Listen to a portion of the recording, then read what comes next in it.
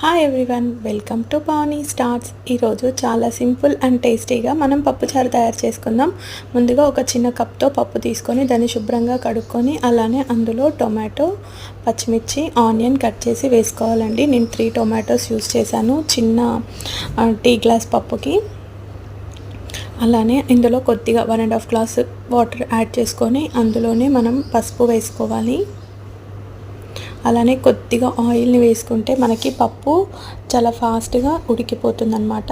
ఇలా మనం 3 విజిల్స్ వచ్చేంత వరకు వెయిట్ చేయాలి. లిడ్ పెట్టి క్లోజ్ చేసుకొని 3 విజిల్స్ వచ్చాక ఓపెన్ చేసుకొని మంచిగా మెదుపుకుందాం ఈ పప్పుని.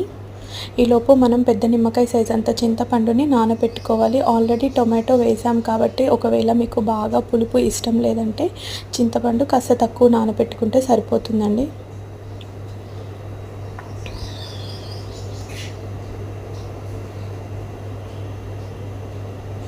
ఇలా మెదుపుకున్న తర్వాత ఇందులోకి 1 టేబుల్ స్పూన్ కారం, అలానే సాల్ట్ యాడ్ చేసి మంచిగా ఇలా మెదుపుకోవాలి పప్పుని. చూడండి, చింతపండు నానబెట్టుకొని అందులోంచి వాటర్ని తీసాను నేను.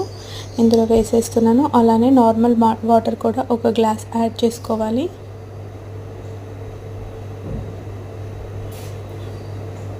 చాలా సింపుల్గా ప్రిపేర్ చేసుకోవచ్చండి పప్పుచారు. పిల్లలు కూడా చాలా ఇష్టపడతారు కదా పప్పుచారుని.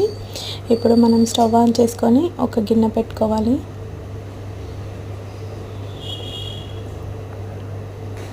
ఇప్పుడు ఇందులో కాస్త ఆయిల్ వేసుకొని మనం పప్పుచారుని తాలింపు వేసేసుకుందాం.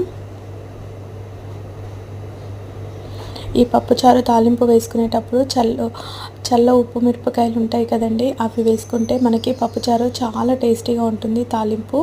అలానే ఇందులోకి వెల్లుల్లిపాయలు, కరివేపాకు, జీలకర్ర, కొద్దిగా ఆవాలు, అలానే ఇంగువ అన్నీ వేసేసుకొని మంచిగా ఫ్రై చేసుకొని మనం ఆల్రెడీ రెడీ చేసి పెట్టుకున్నాం కదండి ఆ పప్పుచారుని ఇందులో వేసేసుకోవాలన్నమాట. తాలింపు చక్కగా ఫ్రై అయిపోయింది చూడండి.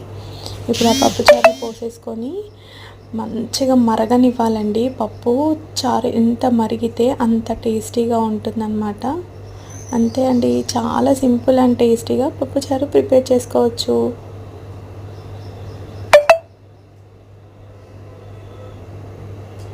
వీడియో నచ్చినట్లయితే లైక్ చేయడం మాత్రం మర్చిపోవద్దు. Bye bye. చూడండి పప్పుచారు ఎంత కమ్మగా ఉందో.